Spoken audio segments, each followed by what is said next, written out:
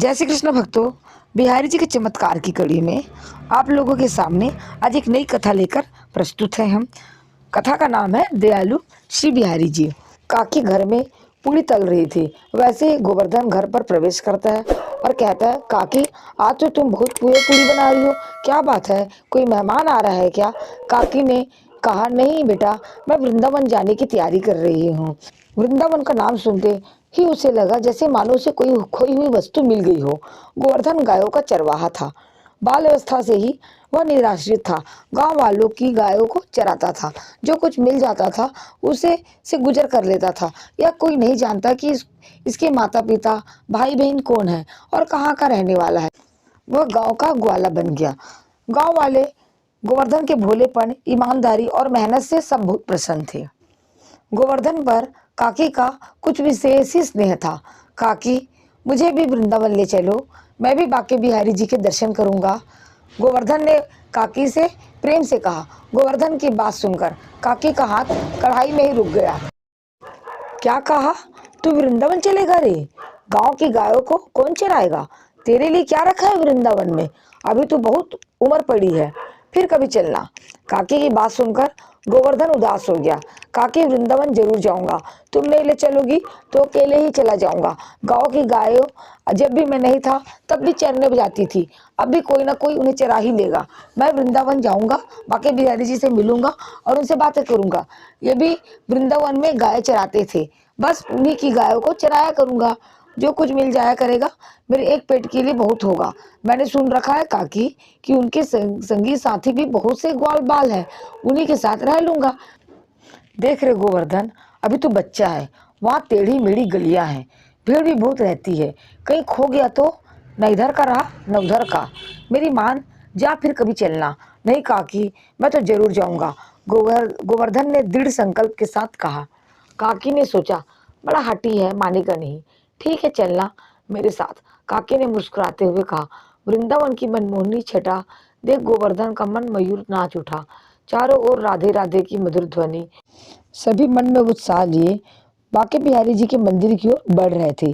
अपार जनसमूह उमड़ पड़ा था। इसी बीच गोवर्धन की काकी से बिछुड़ गया। मंदिर के विशाल प्रांगण में भक्तजनों की जय जयकार गूंज रही थी।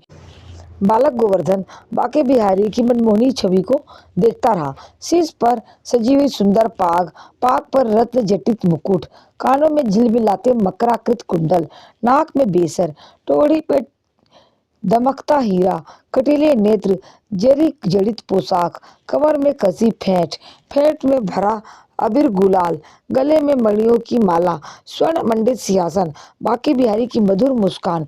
भक्त गोवर्धन को लगा कि बाके बिहारी जी कह रहे हैं, आ गए मेरे गोवर्धन, मैं तो बहुत दिनों से तुम्हारी ही प्रतीक्षा कर रहा था। देख, गाय चराते चराते मैं रोज थक जाता हूँ, अब मुझसे ये गाय नहीं चराई जाती, तुम मेरी गायों को रोज चराने ले जाया करना। गोवर्धन मन ही मन हाँ कह रहा था कि गोस्वामी जी ने पर्दा डाल दिया। गोवर्धन की तंद्रा टूटी। अपने को संयत करते हुए फिर बाके बिहारी जी की छवि में खो गया। गोवर्धन ने बिहारी जी का मंदिर नहीं छोड़ा। बंद होने पर भी वह मंदिर में ही बैठा रहा। सभी दर्शनार्थी बाहर जा चुके। सेवक गण मंदिर की स्वच्छता में जुट गए। काफी समय हो गया तो एक सेवक ने उसे बाहर जाने को कहा, लेकिन गोवर्धन ने अनसुनी कर दी। अरे भैया, कल दर्शन करने आना, अब तो बिहारी जी को आराम करने दो। बिहारी जी शयन कर रहे हैं, हमें भी दरवाजा बंद करना है, चलो उठो, बाहर जाओ, अंदर रहना मना है, एक सेवक ने कहा। गोवर्धन को लगा सेवक ठीक ही तो कह रहा है। अब बाके बिहारी जी महाराज शयन करेंगे, दिन भर तो गाय चराती हैं, बाद में लोगों का दर्शन देने उन्हें यहाँ खड़ा रहना पड़ता है। कितना स्वार्थी हो गया हूँ मैं, उनसे मिलने को बैठ गया। ठीक है भैया, हम कल मिल लेंगे, तुम दरवाजा बंद कर लो और सुनो, बिहारी जी से कह देना कि कल से उनकी सारी गायों को मैं चराने ले जाया करूंगा। सेवक को गोवर्धन की बातें बड़ी भली लगी। उसने कहा, ठीक है, मैं कह दूंगा, अब तुम बाहर जाओ। मंदिर के गोस्वामी जी को जब यह जानकारी मिली कि एक बालक गवरिया बिहारी जी महाराज के प्रति अनन्य भक्ति लेकर आया है, तो उनका उदार हृदय बालक की ओर सहज ही झुक गया। उन्होंने सोचा, चलो अच्छा है, गाय चराता रहेगा, रोटी कपड़ा एवं ठहरने की व्यवस्था मैं कर दूंगा। गोस्वामी जी के मार्गदर्शन में गोवर्धन गाय चराने लगा। एक दिन मंदिर में विशेष भोग की व्यवस्था थी। गोस्वामी जी एवं सेवक सभी व्यस्त थे। किसी को गोवर्धन के पास भोजन भेजने की याद न रही। नियमित समय पर गोवर्धन भोजन की प्रतीक्षा करने लगा। उसे प्रतीक्षा करते संध्या हो गई। इधर सब भूल गए कि गोवर्धन को प्रसाद भेजना है। बिहारी जी भला भक्त की चिंता क्यों नहीं करते। उन्होंने अपने पटका में स्वादिष्ट मिष्ठान बांधा और पहुंच गए यमुना किनारे। बंसी वट पर अपने भक्त गवरिया के पास, लो भैया गोवर्धन प्रसाद ग्रहण करो। आज तो बहुत प्रतीक्षा करनी पड़ी। मंदिर में 56 भोग लगे थे, इसी से देरी हो गई। अब कभी नहीं होगी। लो यमुना जी के मुंह में मुंह हाथ धोकर पालो, बहुत भूख लगी होगी। गोवर्धन ने बिना मुंह हाथ धोए ही प्रसाद की पोटली झपट कर खोल ली और खड़े खड़े ही खाने लगे। अरे भैया आराम से बैठकर पालो, सब तुम्हारे ही लिए है।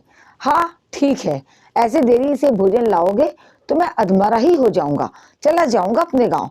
फिर भूखे प्यासे डोलना गैया चराते हुए भक्त वत्सल बिहारी जी अपने भक्त की भक्ति पर रिझ रहे थे और मन मन मुस्कुरा रहे थे।